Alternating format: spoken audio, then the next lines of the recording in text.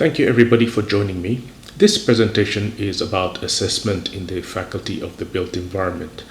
And one thing to remember going through this very short presentation is that assessment drives learning, and that was a key factor in determining the type of assessment strategies we used throughout the program, both the undergraduate and postgraduate programs in the faculty. A number of questions arise from this, and we should always keep in the back of our mind when we're trying to determine the type of assessment we're going to be using. What is being assessed? What is the purpose of the assessment? When do you carry out assessment? How do you carry it out? And of course, who is actually undertaking that assessment? All these are key questions that always arise when you're engaged in strategies to determine how much students have learned, what they've learned, and whether or not it is fulfilling the learning outcomes. Now, within higher education, other elements come into play, and a key one is the difference between how we define problems. Now, many times it's assumed that problems are regarded as traditional. They have a start point, they have an end point, and their end goal, the answer, is predetermined. Now, this is a very primary school type of approach to education, and even then in primary school that's even being questioned. When you're dealing with architecture and probably most university degrees, these are quite wicked problems. A wicked problem is defined as one that doesn't have a standard approach to determine what it is, and obviously there are multitudes of paths to get to an answer, and there's not a single answer. For many instructors and students, this is a very difficult situation because they've come through a primary school and high school system that insists there's a single correct answer, and they come to university expecting that. And so you spend a lot of time trying to get students to understand that that is actually an incorrect way of engaging with the world, because real world problems are wicked problems. They do not have a single defined answer. So when you take this into way we approach things, we see how this comes into play, where the red line showcases what is presumed to be the, in quotation marks, correct approach, where it's a very linear path through everything, from data gathering, how it's analyzed, the solution that's formulated, and essentially the answer comes directly out of that. The challenge is when you're doing design or anything that is non-standard, that doesn't apply. You're going to get a multitude of processes, and you're going to end up with a solution that could be different from the person sitting right next to you. And in architecture, it is possible to have multiple solutions from the same student and multiple solutions from different students. So that means the type of assessment you use has to cope with all those variations that arise. This now also relates back to even the way we approach education. And within architecture education, we have four key curriculum models that are evident. The first one is a separate kingdoms approach, where instructors essentially come in and do their own thing, and they're not really concerned how somebody else is teaching, what they're assessing, and what the students are learning outside their own realm. While at the opposite end, you have an integrated model where everything is assessed and taught within the same module. And that's the approach that the faculty of the built environment thought was more appropriate for a situation where there's a lot going on, and if you do not bring them together, there's a chance that things will get left out. And when you're dealing with environmental design and sustainability, it's almost by necessity that you have to have an integrated model. And the fact that architecture has often been separated from reality, from life, from sight, has caused a lot of the problems that we see around. So by integrating it, you actually have to consider the totality of issues that surround that. Within the separate kingdom model, it's very easy for things to get left out because students are essentially left to determine how things fit together. So there's a little bit of bewilderment there that also comes into play. When you look specifically within the different courses, you find that when you have an integrated model, there's a lot going on. In this case, you can see there are 5 different elements that are being undertaken within a module. You have design, history and theory, and user studies, which is one component. You've got implementation studies, you've got environmental and technical studies, and you've got skills. All those coming together within a design integration. So there are 5 things that actually have to be assessed in any particular program. So imagine these are being split out in the separate kingdoms model, but now we have to actually address them together, which means you're going to have a lot of different types of assessment protocols that have to come into play. So when we redesigned our program just over 10 years ago, this was something that we had to think about. And the first one started with the intake criteria and how exactly we were going to evaluate students entering the program. I'm going to present 3 different elements here. I'm going to present the selection process, assessment within the undergraduate program, and then assessment near the end of the professional degree. So you can see some variation in how we actually approach this. So in terms of the selection process, we have been collecting a lot of data on the type of students that come in, how they perform, and actually what they do afterwards. And that helped us determine the most appropriate way to evaluate this, because what we found is a number of students who are applying for architecture don't know what it is, and unfortunately don't really care to find out. And that was very, very detrimental, because it actually meant that there was no learning along the 3-5 years of the program, which is, to be frank, a waste of time and money. If you're going to sit in a university and not bother to learn, all you're doing is just assuming that what you learned in high school is enough to carry you through life. That was already a problem. And we did have a number of applicants coming in and telling us, well, can I actually just skip first year and go into second year because I did technical drawing? And this is an inbuilt problem in a society where learning has been devalued to a point where it just becomes a piece of paper. And so trying to assess somebody who's not only able to learn, but someone who's willing to learn becomes an important part of that process. What we've found is students who don't learn actually go on to become a problem later on when they leave the faculty. And a lot of times this gets hidden. In 5-year programs in architecture, this actually gets hidden. But when you have a split program like ours, it became quite obvious, because people as graduates of 3 years went and claimed they were architects. And that started coming back to cause trouble for the faculty itself. So anybody who applies to the faculty of the built environment has to submit some extra pieces of information to us for review. The first one is a quiz, which is not on this list because it's called for separately. And the quiz is pretty straightforward. It's actually about logical thinking. So if you can understand if, then, but, it's very easy to pass that one. Surprise, surprise, some students actually still fail that.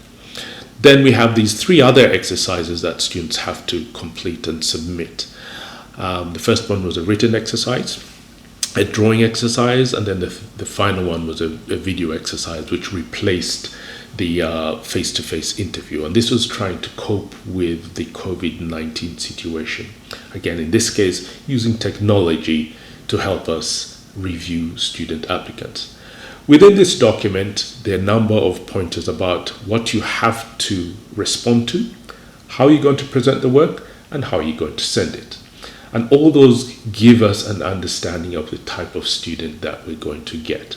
It's very interesting when you send out a document like this, and time and again, students don't actually read it, and they start sending documents that just don't meet the requirements that were sent out. Interestingly, what we've found over the years is that the students responding to this are no longer reading. They actually cannot read a set of instructions. And so when we first started doing this, students would send back documents that met the criteria. Now less than 50% actually meet the criteria. So there's something going horribly wrong in our pre-university education that is not helping students coming into university, and it's increasingly falling onto universities to deal with those skills development, which really should not be the case. And we'll see how that plays out when I look at these. So if you look at the written exercise, as I stated, there are always two things going on there. There's the content of the document, but there's also the formatting. So in red, you can see in the screen, we have formatting criteria, one side of an A4 piece of paper, not in bullet points, and it must be an essay word processed. Strangely enough, despite that being right at the top of that page, you still get students who just don't follow that instruction. You've got a number of students who will have 2 pages of text. You've been told not to have bullet points. Somebody, as you can see in the top right there, someone has got basically bullet points, single sentence paragraphs. The third one down, as you can see, is impossibly tiny text. So this student thought, in all his wisdom, if you make the font size 6 point, he's actually going to fit more information on there, forgetting the fact that nobody can actually read that. So again, not thinking about who the receiver of this information is. And that, again, is a part of this development. We no longer teach students about community. We basically teach students about self. And so the selfishness actually builds into everything they do now. And then when you talk about information about how you're going to respond to the questions, we only give 2 basic questions. What's your interest in architecture? And the other one, why do you want to study at Uganda Martyrs University? But when you see some of the answers, again, they're very sketchy. When asked what is an architect, most students actually don't know, and they don't bother to find out. So for them, the first person they see who can draw something is automatically an architect. Whether or not they are or even have proof of it is irrelevant. So in this case, the student claims that Ivan Kasula is an architect, and he's heading architecture in Mbarara Archdiocese. But then you see the second part of that sentence, it says he founded Sky Focus Engineering. No architect is going to found an engineering company. So first of all, the architect is not an architect, he's an engineer. Secondly, even more problematic, is the Mbarara Archdiocese doesn't know what an architect is. So even people who should know don't seem to know.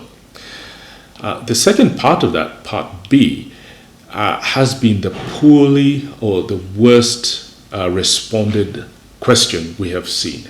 Basically, students cannot answer what is your interest. They have basically been told throughout their pre-university years that you don't matter. The only thing that matters is what the teacher wants. So when you see their answers there, it's not about why you want to study at Uganda Martyrs. The answers are what Uganda Martyrs is. Well, we already know what Uganda Martyrs is. We want to know why you want to join.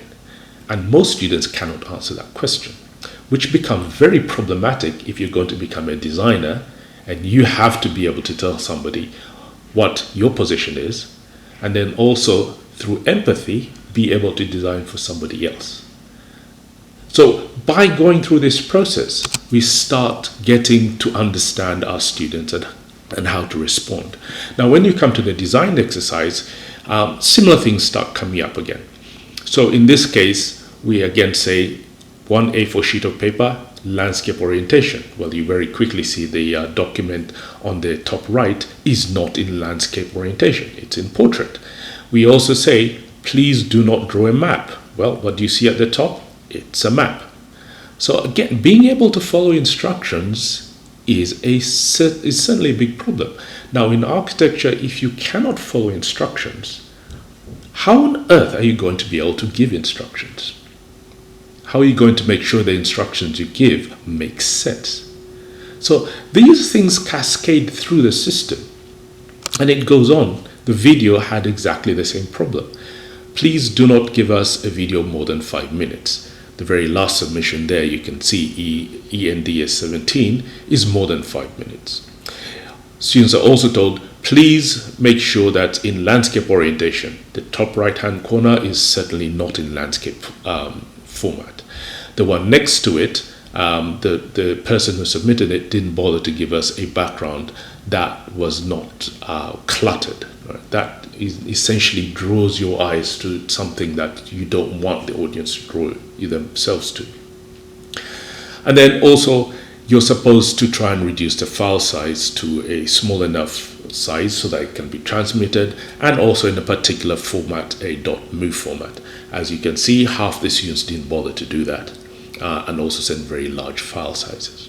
Now, in all of these, we have to assess that, and we use rubrics to assess pretty much everything that is not an exam in the faculty. And the rubrics, as you see for this one, are simplified versions, where essentially you're marking from 0 to 5. 0 means it hasn't been done, and then 5 means you've achieved everything. And all these are derived from statements that exist within the documentation. We never hide anything from our students. We tell them exactly what we want, why we want it, and then it becomes something that it's up to them to provide. Now, when we come within the program, similar things happen. So the assessment tasks we give are very, very extensive. So if you look at our course outlines, we give very, very detailed requirements of what is required. Now, when we come to major assignments, we supplement what we give in the course outlines with another document that goes into more detail. And then we give very, very explicit information about what is being done, how it's being done, whether it's group work or individual work, and when it's due, and also the marks allocated with it.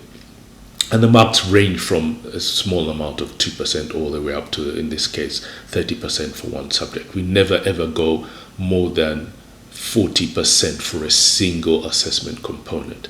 That's trying to emphasize the fact that process for us is just as important as a product.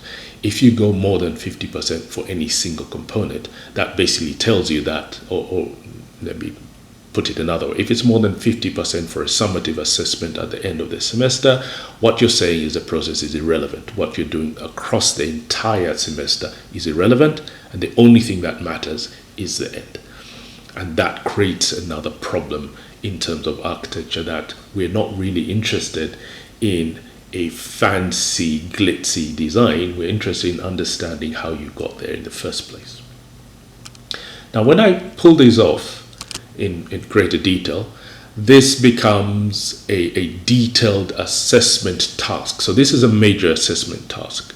And we go into much more detail about what is required, what has to be done, where you find information, how you present it, why you're doing it that way, the objectives and learning outcomes for that particular assessment task, and how you're going to be assessed. So everything in the bottom left-hand corner is what is assessed, which you can see in the assessment sheet on the right of the screen. Now, interesting, you can see here, only 2 of those students actually managed to achieve all of those learning objectives and passed that one quite highly. Interesting enough, the person who got the highest mark, and this always comes back to it's been something I have been stating quite for a long time. A lot of times we assume that Ugandans actually can understand English. Let's be frank. Most students who think they can read and write English cannot read and write English. So the student actually who's got that highest mark, you see there, 72%, is actually from Congo. And this has been consistent for the last 10 years, that students, foreign students, actually do a lot better. And it's not because of the English course they do in school. It's because the teaching and learning they do in their pre-university education helps them actually understand information and not just regurgitate it. So being able to read and write English is one thing. Be able to understand what it is you're supposed to do is something completely different. We also give a number of resources of what you're going to do, and very specific about the sites that the students are going to be dealing with.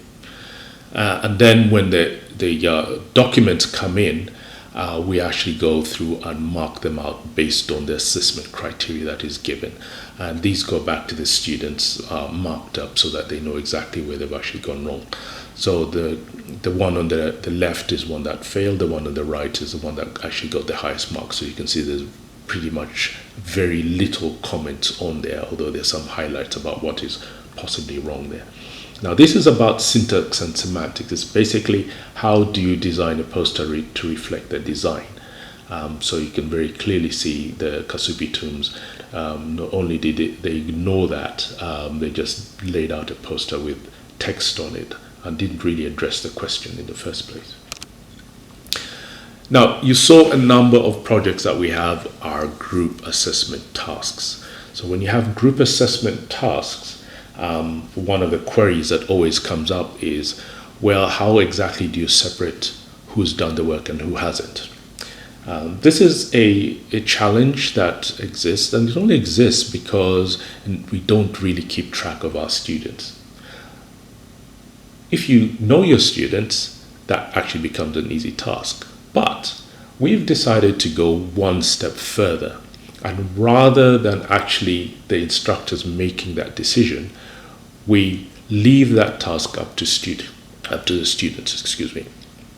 And when the students are doing a group task, at the beginning we give them this group marks allocation form and tell them at the end of the day they must tell us who has actually done what work.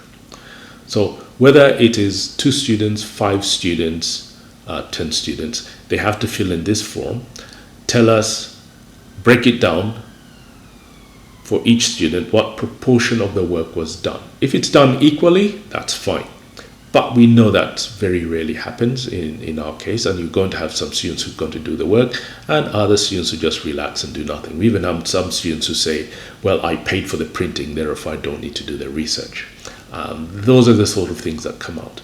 But what it means is now you can separate students in terms of their work quality, and so they start understanding that you have to put in the work to get the marks. And so if some students don't do the work, it's possible for one student in a group to get an A and another one to fail within the same group, just the way it's divvied up. So this is something we've been using quite a bit. Every now and then you do get students who resist it because they feel that it's unfair and that the instructor needs to be able to do the work. And we point out that in life, you have to stand by the decisions you make. And this is part of that educational process. Remember what I said at the beginning, assessment drives learning. So you start linking group work with the fact that in the real world, you will always have to work in groups. You will never work alone. You'll never make decisions on your own and hope that nobody will have pushback. In professional fields, you will always work in a group. So we start this off quite early on as part of our assessment task. And then in the undergraduate, very, very quickly, this is a rough and ready way of presenting information. It's about how much of each of the courses is assessed in what way. So what I'm presenting here is just the highest mark, the highest component for each one. So you can see in most cases, the assessment is by assignment, going up to 100% for some courses. And then we have exams, but we also got open book exams. Again, in our case, we very rarely just assess knowledge. We very rarely assess the fact that you can remember things. We're very interested in knowing whether you understand it. And an open book exam is a fantastic way of showing whether somebody understands it. So the questions actually are not, can you regurgitate what you studied in class, but can you apply it? And this is an exam that has been given in this way for a very long time. And surprisingly, many students fail it, despite having every single bit of information directly in front of them. They will fail. Why? Because it's not about being able to just pick a book and find information. If you don't know where that information is in that book, you will never be able to finish out the exam. And This has tripped up a number of students because they haven't realized that you actually need to study to pass an open book exam. In fact, an open book exam is much more difficult than a standard exam because the question wants you to interpret information. It wants you to be able to understand it and apply it. It's not about cutting and pasting a formula and hoping it works, because every now and then you'll find that there's been a slight change. So sometimes it's just changing the units. So while you may have been dealing with a lab experiment that dealt with cubic millimeters, here you're dealing with a real world scenario which is dealing with cubic meters. And if you don't understand the shift in numbers, the shift in scale, you will inevitably not be able to pass that. We also have design projects, and as you go higher up in the program, you're finding a lot more of those being undertaken. Now, in the Master of Architecture, we start getting into what we call simulated office practice. And simulated office practice means we're trying to expose students more to the processes that exist within an architectural office, or the processes of producing an architecture project from start to finish. So all the way from meeting a client to what happens when you're going on site. So this one's a little bit more complex, which means that you're going to have a lot of diverse assessment tasks to get through. And so again, you start seeing a lot of very, very small components worth 2% there. But every single one of those is important because it helps you appreciate what an architect has to go through in order to get a building from its conceptual phase through to construction. So some of these are quite small. Now, rather than divvying things up into assessment, we have assessment or continuous assessment and final assessment. For most of the master's degree, it's split up into design and communication and technical justification. And you actually have to pass both of those. You can't just pass one of them. Many of them are assessed quite quickly. When you're doing the tasks we do, you do it in a workshop mode or a tutorial mode where you can actually do it within a day, get it out, you get a mark, and then you move on.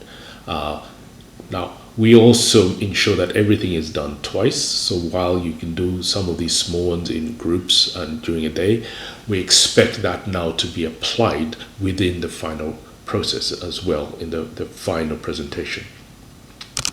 How this works is we give you 3 bits of information. So the top of the screen you see here is the information you get when you're starting the project, and the bottom of the screen is the assessment criteria, how exactly we're going to mark it. And again, we make sure that students get all of this. So as you can see, we give you 3 bits of information: what the report is and who are you targeting. In this case, it says a formal report to the client. All right.